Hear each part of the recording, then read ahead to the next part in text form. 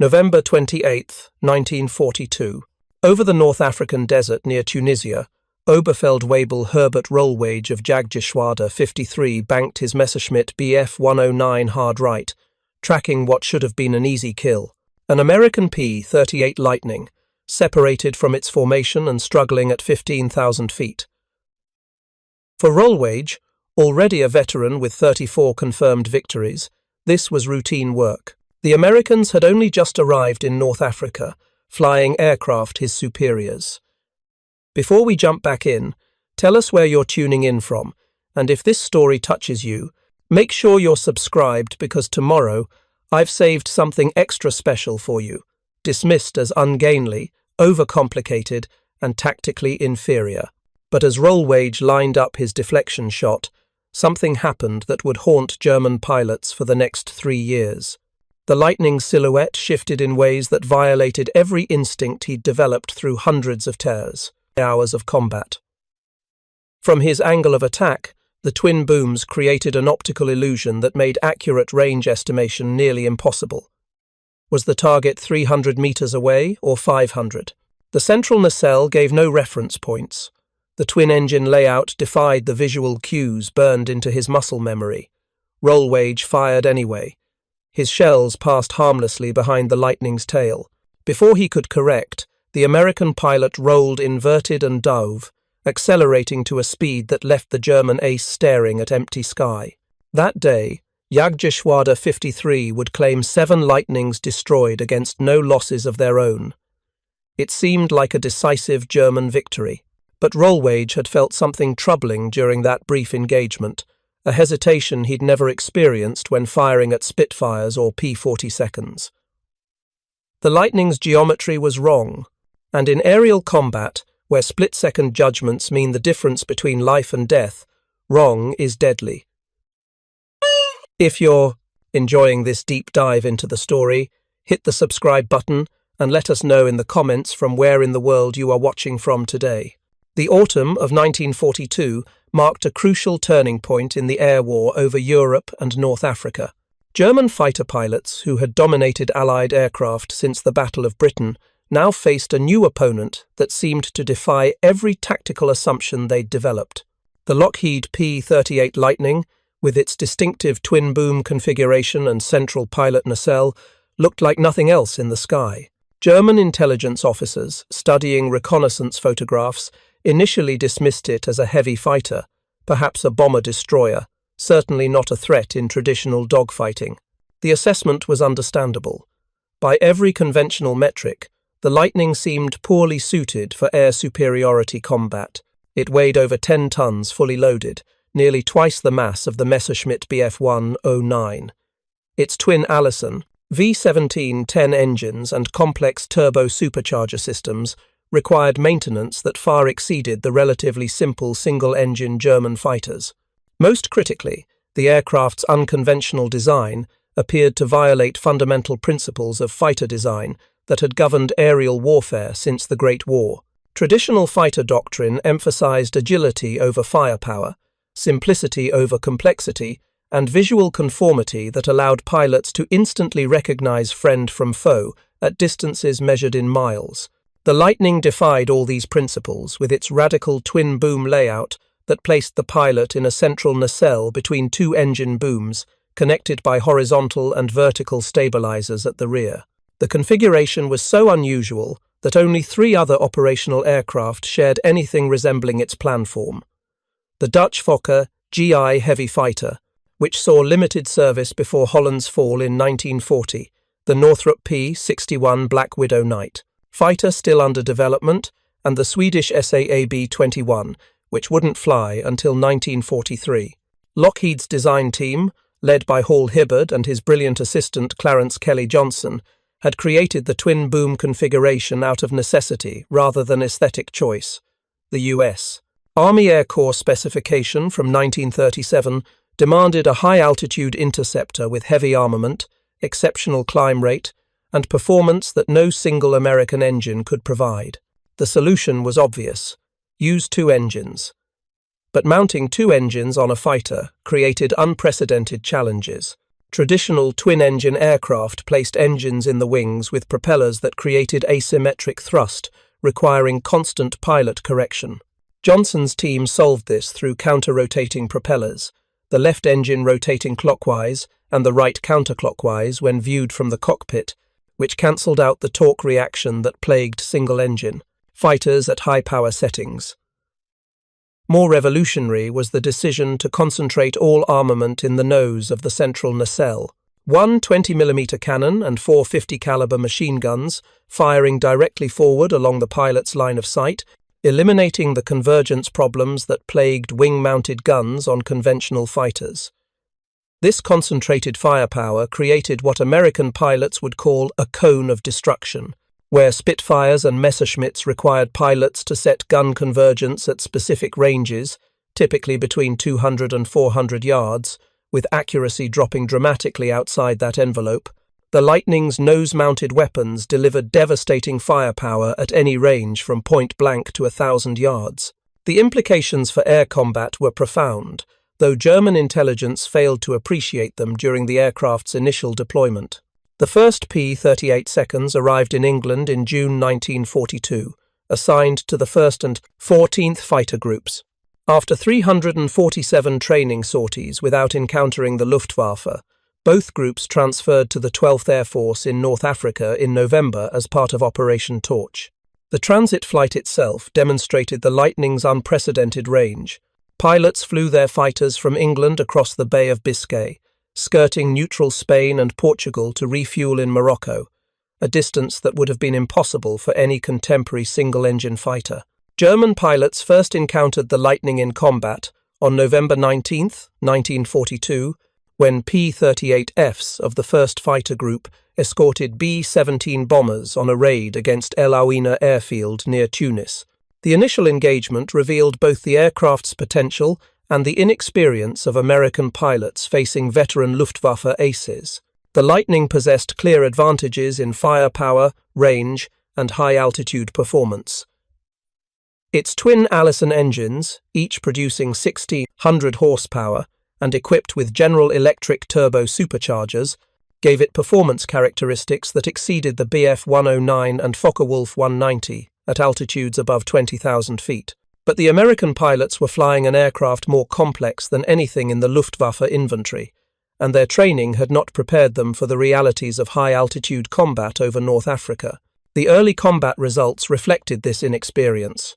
On November 28, 1942, Bf-109 pilots of Jagdgeschwader 53 claimed 7 Lightnings destroyed with no losses of their own, a kill ratio that suggested German tactical superiority was holding firm. On December 26th, Virgil Smith of the 14th Fighter Group and Jack Ilfrey of the 1st Fighter Group became the first P-38 pilots to achieve ace status with 5 confirmed victories each. Smith scored a 6th kill on December 28th, but died 2 days later when Herbert Rollwage, the same German pilot who had struggled with range estimation back in November, shot him down. This was Rollwage's 35th victory and his first against a Lightning. He would survive the war with 71 confirmed kills. The 14th Fighter Group suffered such heavy losses in December 1942 that the 82nd Fighter Group deployed from the UK to North Africa as reinforcements. The replacement pilots arrived with better training in the Lightning's complex systems and began developing tactics specifically designed to exploit the aircraft's unique characteristics. The first successful kill by the 82nd came on January 7, 1943, when William J. Dixie Sloan shot down a Bf-109 during a bomber escort mission. Known for his independent streak and aggressive tactics, Sloan would accumulate 12 victories by July 1943, becoming one of the early masters of Lightning combat. What Sloan and other experienced P-38 pilots discovered was that the aircraft's unusual design created tactical opportunities that transcended traditional dogfighting doctrine. The Lightning's twin-boom configuration produced a visual signature that was simultaneously distinctive and confusing. From certain angles, particularly head-on or directly astern, the aircraft's slim profile made it difficult to spot against the sky. Japanese pilots would later report in post-war accounts that the P-38 was extremely hard to detect when viewed from the front or rear, its narrow cross-section blending with clouds or haze. But from above or below, the Lightning's wide wingspan and separated engine booms created an enormous visual signature that was instantly recognizable even at extreme distances. This dual nature worked both for and against the aircraft in combat. Enemy pilots could spot P-38 formations from miles away when viewed from favorable angles, but the distinctive silhouette also created psychological effects that German intelligence was slow to acknowledge. The Lightning's appearance was so unusual that inexperienced Luftwaffe pilots often mistook it for reconnaissance aircraft or twin-engine bombers, assuming it would avoid combat rather than seeking it out. This assumption cost lives. When German fighters dove on what they believed were vulnerable photo-reconnaissance Lightnings, they discovered too late that the aircraft mounted devastating firepower and could outclimb most interceptors above 20,000 feet. More insidious was the visual confusion the twin-boom design created during deflection shooting. Deflection shooting, the art of leading a moving target to account for bullet travel time and relative motion, depends on accurate range estimation and target size perception. Pilots develop instinctive sense of these factors through thousands of hours of training and combat, learning to judge distance and closure rate by the apparent size and aspect of enemy aircraft. The Lightning's geometry broke these instincts. The separated engine booms created visual reference points that differed dramatically from conventional aircraft. In a turning fight, the relative positions of the booms, central nacelle, and wing surfaces shifted in ways that made accurate range estimation extremely difficult. A Lightning at 400 meters could appear similar in size to a conventional fighter at 300 meters, while the same aircraft viewed from a different angle might seem closer or farther away than its actual distance. Preparing and narrating this story took us a lot of time, so if you are enjoying it, subscribe to our channel. It means a lot to us. This optical confusion was compounded by the Lightning's performance characteristics. Its twin engines provided redundancy that allowed continued flight even after battle damage that would doom single-engine fighters. German pilots couldn't rely on engine hits to guarantee kills, as they could against P-42s or early-model Spitfires. The Lightning's tricycle landing gear, another unusual feature for 1942, gave pilots excellent forward visibility during takeoff and landing, allowing them to react more quickly to threats during vulnerable low-speed operations. Colonel Johannes Macky Steinhoff, a Luftwaffe ace based in Sicily with combat experience dating back to the Battle of Britain, encountered Lightnings during Mediterranean operations in early 1943. His assessment reflected the confusion many German pilots experienced. He claimed his Bf-109 could fly faster than the Lightning in level flight, which was technically incorrect, as the P-38 could reach 414 miles per hour, compared to the Bf-109G's 386. But Steinhoff's perception revealed a deeper truth about the Lightning's tactical evolution. The early P-38 models did have slower roll rates than German fighters, a limitation that persisted until the P-38J variant introduced power-assisted ailerons in spring 1944. This meant that in traditional turning dogfights below 15,000 feet, experienced Luftwaffe pilots could outmaneuver the Lightning using superior roll performance. But American pilots were learning not to fight on German terms. They developed boom and zoom tactics that exploited the Lightning's high-altitude performance and concentrated firepower.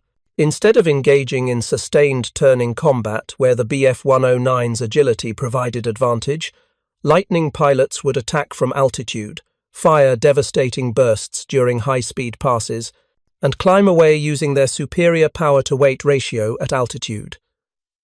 This tactical evolution frustrated German pilots who had built their reputations on dogfighting prowess. Encounters that should have been decisive victories based on aircraft maneuverability became frustrating games of cat and mouse, with Lightning pilots refusing to play by established rules. The concentrated nose-mounted armament meant that even brief firing opportunities could prove lethal. While Bf-109 pilots needed sustained gun camera time to score kills with their wing-mounted cannons and machine guns, Lightning pilots could destroy targets with 2 or 3 second bursts. The psychological impact of facing an opponent that looked wrong, fought wrong, and refused to die according to established patterns began wearing on German pilot morale. By spring 1943, a story began circulating through Luftwaffe units about a German pilot who had surrendered to Allied forces near Tunisia, hysterically pointing at the sky and repeating one phrase, Der Gabelschwanzteufel, the fork-tailed devil. American intelligence officers translated the phrase and realized the Lightning had earned a fearsome nickname among its enemies. The fork-tailed devil designation appeared in American media, including a Life magazine article from August 1943, as part of efforts to rehabilitate the P-38's reputation with the American public. Early combat losses and mechanical problems had created doubts about the aircraft's effectiveness, doubts that operational results were beginning to disprove. The nickname's authenticity has been questioned by historians, as clear propaganda value made it useful for boosting morale regardless of its actual origin. But the sentiment was real enough. German pilots were developing a healthy respect for the twin-boom fighter that had seemed so ungainly during initial encounters. By April 1943, P-38 units in North Africa had established clear air superiority over Axis forces. On April 5, 26 P-38Fs of the 82nd Fighter Group claimed 31 enemy aircraft destroyed in a single engagement, losing 6 Lightnings. The kill ratio had shifted dramatically from the early disasters of December 1942. American pilots had learned to leverage their aircraft's advantages while mitigating its weaknesses. German pilots, meanwhile, were discovering that the visual confusion created by the Lightning's twin-boom design was more than aesthetic peculiarity. It was a tactical handicap that affected everything from initial target acquisition to firing solutions during high-speed combat. The Lightning's impact extended beyond North African skies. In the Pacific Theater, where the aircraft arrived in August 1942 to operate from the Aleutian Islands, P-38 pilots were discovering that the twin-boom design created similar confusion for Japanese pilots flying Zeros and Oscars. In Europe, where the 55th Fighter Group began operations in October 1943, the Lightning would struggle against the Luftwaffe's most experienced aces in high-altitude bomber escort missions. But in each theater, the pattern was consistent. Initial underestimation by enemy pilots gave way to cautious respect, then to active avoidance as the Lightning's true capabilities became apparent. The aircraft that had looked like a mechanical joke in intelligence briefings was rewriting the rules of air combat through a combination of technological innovation and visual confusion that turned fundamental fighter design principles upside down. German aces, who had dominated European skies since 1939, were about to learn the hardest lesson of aerial warfare. Sometimes, the strange-looking aircraft kills you precisely because it doesn't behave like anything you've fought before. March 3, 1944. Squadron leader Hans-Joachim Jabs of Nachtjagdgeschwader 1 circled his Bf-1-10 night fighter over Berlin at 28,000 feet, watching contrails draw white lines across the clear afternoon sky. Below him, American B-17 bombers approached the German capital for the first time in daylight, protected by fighters that had flown 1,300 miles from England.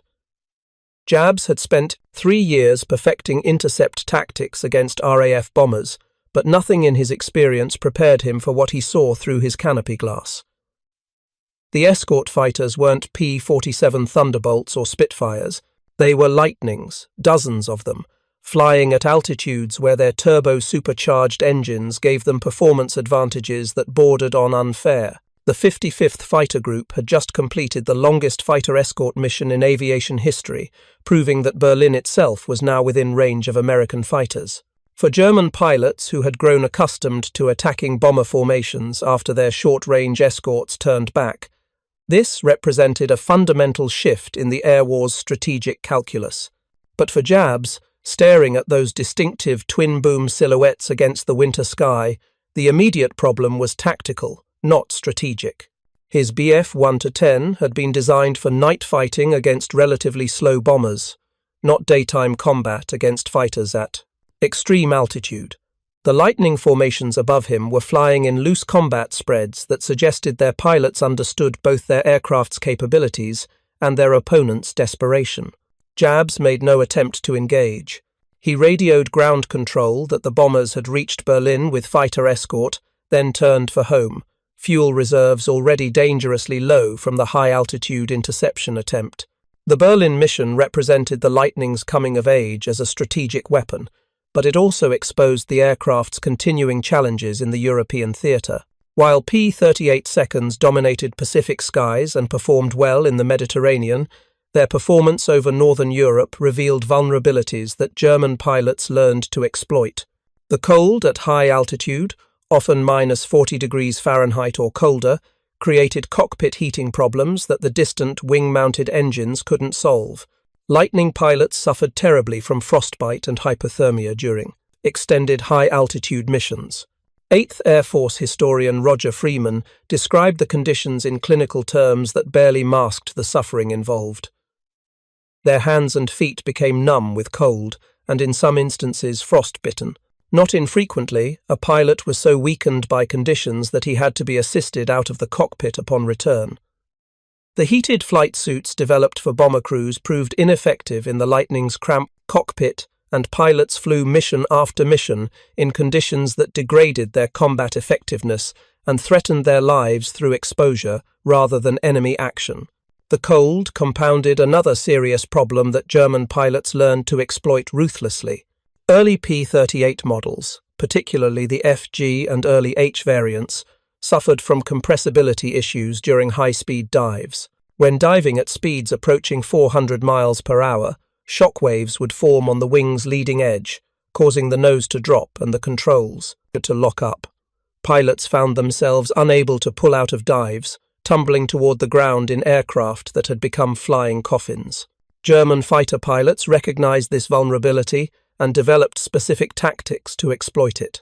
A Luftwaffe pilot being chased by a Lightning could perform a split-S maneuver, rolling inverted and pulling into a vertical dive, knowing the American pilot would be reluctant to follow. If the Lightning pilot did attempt pursuit, compressibility would likely kill him more effectively than any German gun. This weakness persisted until Lockheed engineers developed dive recovery flaps, electrically actuated surfaces that extended downward 35 degrees in 1.5 seconds, changing the pressure distribution on the wing to maintain controlled flight during high-speed dives. But the solution came frustratingly late. In February 1943, Lockheed test pilots proved the dive flaps effective. By late 1943, a few hundred field modification kits had been assembled for distribution to operational units.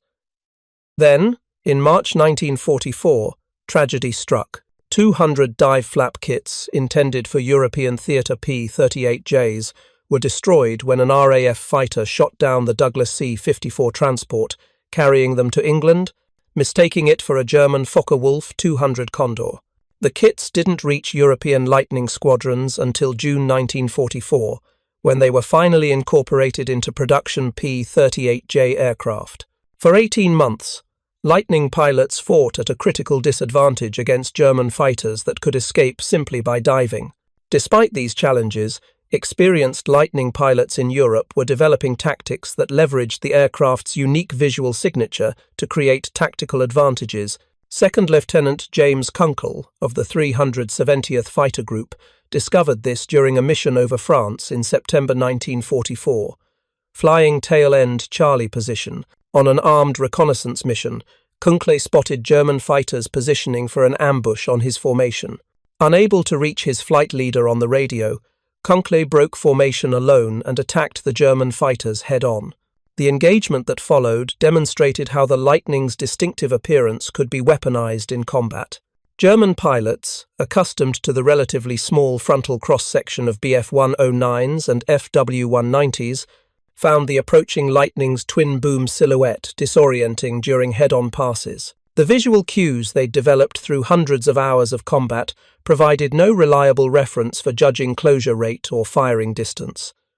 Was the Lightning 300 meters away or 500? The separated engine booms and central nacelle created an optical illusion that made accurate deflection shooting nearly impossible during the split-second opportunities available in head-on combat.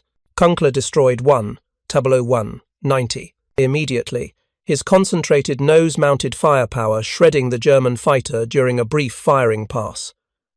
The psychological impact of this success rippled through the German formation. Several enemy pilots broke off their attack, unwilling to engage an opponent whose geometry defied their trained instincts. But others pressed the attack, and Kunkel found himself fighting for his life against superior numbers. The battle lasted approximately 6 minutes. Kunkel's Lightning absorbed hits from 20mm cannon shells that walked up his left wing, filling the cockpit with heat and smoke. At some point during the violent maneuvering, he was either blown out of the aircraft by exploding cannon shells or successfully bailed out. He fell through clouds at 4,000 feet, deliberately delaying opening his parachute because he believed he was behind German lines and feared being shot while descending. American soldiers from the 1st Infantry Division fighting to capture Aachen rescued Kunkel shortly after he landed. For his actions, he received the Distinguished Service Cross, the second highest American Valor Award. But beyond the individual heroism, Kunkel's experience illustrated a broader tactical reality. The Lightning's unconventional design created combat dynamics that advantaged pilots who understood how to exploit visual confusion, while disadvantaging opponents whose training and instincts were built around conventional aircraft geometry. If you find this story engaging, please take a moment to subscribe and enable notifications. It helps us continue producing in-depth content like this. The visual confusion problem wasn't limited to head-on engagements. German pilots attempting deflection shots during turning combat found the Lightning's geometry equally problematic.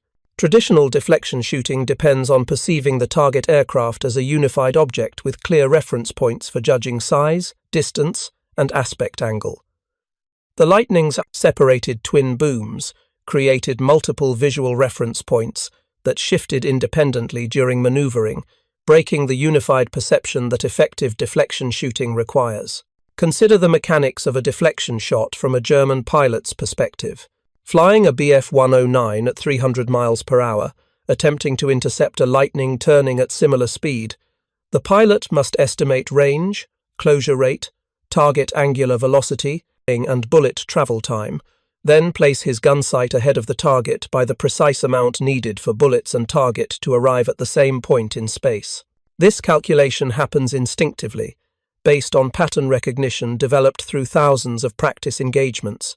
Against conventional aircraft, pilots learn to judge these factors by the target's apparent size and the relationship between major components like fuselage, wings, and tail.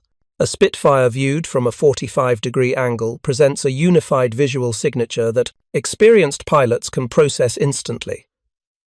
The Lightning, viewed from the same angle, presents separated visual elements that the brain struggles to integrate into a coherent whole. The left engine boom appears to be one distance away, the right boom another distance, and the central nacelle a third distance. The pilot's brain, trained on conventional aircraft geometry, can't reconcile these conflicting inputs quickly enough for accurate deflection shooting. This problem was compounded by the Lightning's performance at different altitudes. Below 15,000 feet, where air density favored German fighters' better roll rates, the Lightning was vulnerable in traditional turning combat. German pilots could outturn and outroll the heavier American fighter, eventually getting inside its turn radius for a killing shot. But above 20,000 feet, the Lightning's turbo-supercharged engines maintained power while naturally aspirated German engines lost performance. The P-38 could outclimb, out-accelerate, and outrun anything in the Luftwaffe inventory at high altitude. This altitude advantage forced German pilots into a tactical dilemma. Engaging Lightnings at low altitude, where German fighters' agility provided advantage, meant abandoning bomber formations at high altitude where they were most vulnerable. Attempting to intercept Lightnings at their preferred operating altitude meant fighting an opponent that combined superior performance with visual characteristics that made accurate gunnery extremely difficult. Neither option was attractive, and the result was increasing German pilot frustration with an opponent that seemed to bend the rules of air combat. Lieutenant Colonel Robin Olds, who would later become one of America's most decorated fighter pilots with a career spanning World War II, Korea, and Vietnam, flew Lightnings with the 479th Fighter Group during this period. His first aerial victory came on August 14, 1944, when he shot down two Follow 190s in quick succession over France. Olds's combat reports reveal sophisticated understanding of how to leverage the Lightning's visual signature during combat. In one engagement, Olds deliberately positioned his Lightning so that German pilots viewing his aircraft from below would see the maximum wingspan and boom separation, creating an impression of a larger, closer target than actual distance. When the German fighters maneuvered for what they believed was a close-range shot, Olds rolled and dove, using the Lightning's superior speed at altitude to extend away before the enemy pilots realized their range estimation had been incorrect. By the time they recognized the error, Olds was already reversing for a firing pass that caught them out of position and unprepared. This type of sophisticated visual deception wasn't unique to Olds. Experienced Lightning pilots throughout the European theatre were discovering that the aircraft's unusual geometry could be deliberately manipulated to create tactical advantages. Flying in formations that maximized the visual confusion, Lightning pilots could make enemy pilots hesitate during the critical seconds when decisive action was required. That hesitation, measured in heartbeats, often meant the difference between successful interception and getting shot down. The Germans' problems with the Lightning extended beyond individual combat to formation fighting. Traditional Luftwaffe tactics emphasized coordinated attacks by pairs or small groups of fighters, with wingmen providing mutual support while engaging American bombers or escorts. These tactics depended on clear visual identification of both friendly and enemy aircraft at distances exceeding 1,000 meters. The Lightning's distinctive silhouette was easy to identify, but its unusual geometry made it difficult to judge relative positions and distances when multiple P-38 seconds maneuvered in combat formations. During a mission over Germany in November 1944, a staffel of Bf-109s attempted a coordinated attack on a Lightning formation escorting B-17 seconds. The German pilots approached from above and behind, using their altitude advantage to build speed for slashing attacks through the American formation. But as they committed to their attack runs, the visual confusion created by a dozen Lightnings maneuvering in 3 dimensions made it nearly impossible to track individual targets or maintain formation cohesion. German pilots found themselves unable to determine which Lightning their wingmen were attacking, whether they were about to fire on an aircraft another pilot had claimed, or whether they were even looking at the same P-38 they'd been tracking seconds earlier. The distinctive twin-boom configuration that should have made the aircraft easy to track instead created a situation where all the targets looked similar, and relative positions became ambiguous during high-speed maneuvering. The coordinated attack dissolved into individual engagements where German numerical advantage provided no tactical benefit. The Lightning's nose-mounted armament compounded these problems. German fighters with wing-mounted guns required sustained tracking time to achieve convergence and score hits. The wing-mounted weapons fired in slightly different directions, with bullets from each wing following separate trajectories that intersected only at the preset convergence distance. Pilots needed to hold their gun sight on target for multiple seconds to ensure enough rounds passed through the convergence zone to achieve damage. Lightning pilots faced no such limitation. Their 450 caliber machine guns and single 20mm cannon fired parallel trajectories directly along the pilot's line of sight. Any target that appeared in the gun sight was within the cone of destruction, regardless of range. Lightning pilots could fire effective bursts during brief opportunities that would have been useless for German pilots with wing-mounted guns. A 1-second burst from a Lightning delivered approximately 68 50 caliber rounds and 17 20mm shells in a tight pattern that could shred aluminum airframes like paper. This firepower advantage meant that German pilots couldn't rely on brief defensive breaks to escape lightning attacks. A conventional fighter might survive a snapshot during a high G turn, with most rounds missing due to inadequate tracking time. Against a lightning, that same snapshot could prove fatal if even a fraction of the concentrated firepower found its target. The psychological pressure this created was immense. German pilots flying aircraft with external fuel tanks or vulnerable cooling systems knew that a single lucky burst from a lightning could end their mission or their life. The cumulative effect of these factors, visual confusion, altitude disadvantage, concentrated firepower, and psychological pressure, created a situation where German pilots increasingly avoided engaging lightnings when other options existed.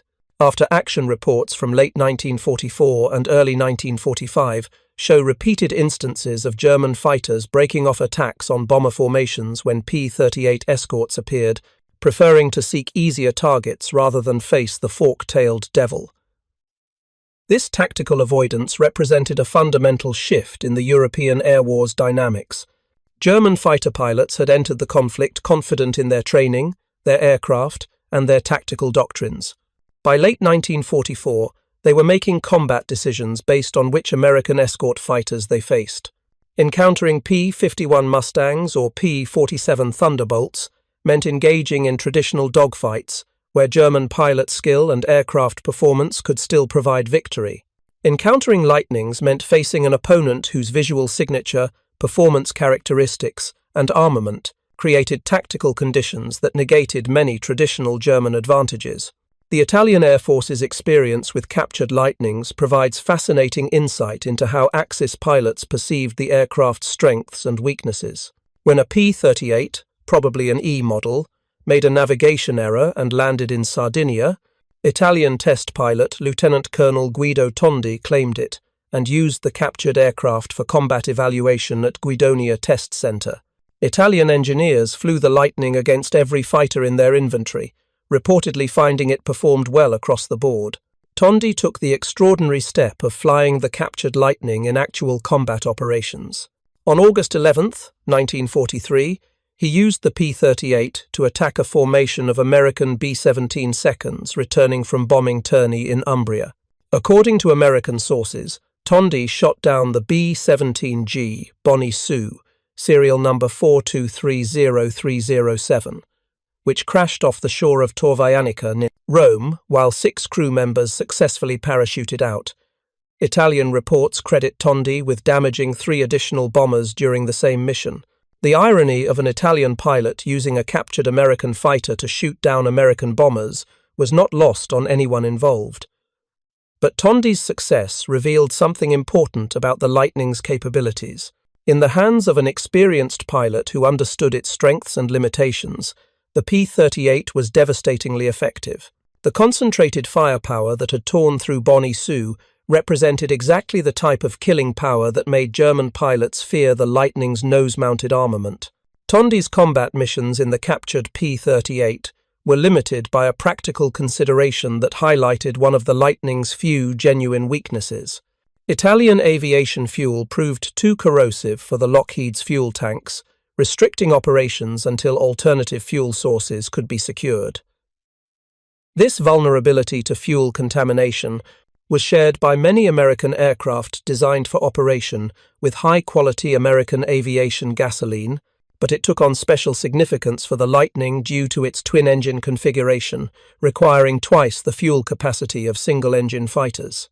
By spring 1944, the tactical situation in Europe was shifting dramatically. The arrival of improved P-38J and L models with dive recovery flaps, power-assisted ailerons, better cockpit heating, and uprated V-17, 10, 1, 12, 1, 13 engines addressed many of the early variants' shortcomings. These late-model Lightnings, distinguishable by their characteristic chin-mounted radiators, represented the aircraft Kelly Johnson's team had originally envisioned before wartime compromises and production pressures forced earlier variants into combat before they were fully developed. The P-38J could reach 420 miles per hour at altitude, climb at 2,800 feet per minute, and, operate effectively at 44,000 feet. More importantly, the dive flaps finally allowed Lightning pilots to follow German fighters into high-speed dives without fear of compressibility lockup. The improved roll rate from power-assisted ailerons made the Lightning competitive in turning combat even at lower altitudes, where German fighters had previously held advantage. But perhaps most significant was the psychological shift among both American and German pilots. American Lightning pilots, after 2 years of combat experience, had developed tactics specifically designed to leverage their aircraft's unique characteristics. They understood that the visual confusion created by the twin-boom design was a weapon to be exploited rather than a liability to be overcome. They knew how to position their aircraft to maximize enemy range estimation errors. They had learned which combat situations favored the Lightning and which to avoid. German pilots, meanwhile, had developed deep-seated wariness of the fork-tailed devil that influenced their tactical decision-making at subconscious levels.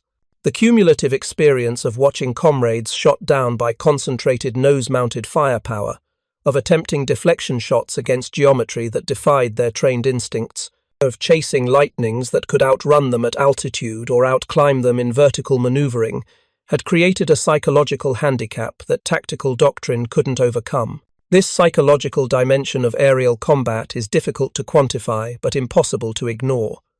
Fighter pilots operate in an environment where split-second decisions determine survival. Those decisions are based partly on rational analysis but primarily on instinct and pattern recognition developed through training and experience. When an opponent consistently breaks the patterns on which those instincts depend, the resulting uncertainty creates hesitation. In air combat, hesitation is death. The Lightning's impact on the European air war extended beyond individual combat encounters to strategic considerations that shaped Allied bombing campaigns. The March 3, 1944 Berlin mission demonstrated that American heavy bombers could strike any target in Germany with fighter escort.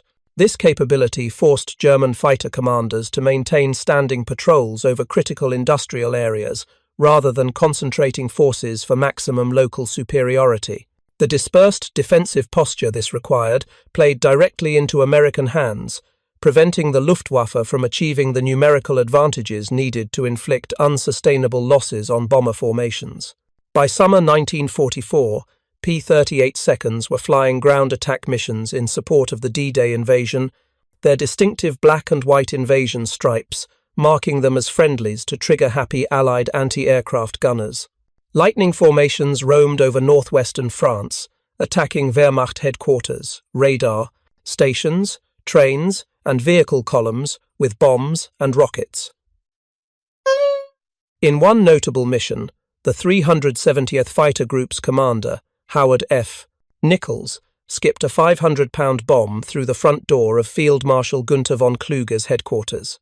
The fork-tailed devil that German pilots had initially dismissed as ungainly and overcomplicated had evolved into a weapon system that combined strategic range, tactical flexibility, devastating firepower, and visual characteristics that created persistent problems for enemy pilots. The twin-boom configuration that had seemed so strange in intelligence briefings had become the Lightning's defining tactical advantage, creating optical illusions and range estimation errors that killed German pilots more effectively than any conventional advantage in speed or maneuverability. Up next, you've got 2 more standout stories right on your screen. If this one hit the mark, you won't want to pass these up. Just click and check them out. And don't forget to subscribe and turn on the notification bell so you don't miss any upload from us.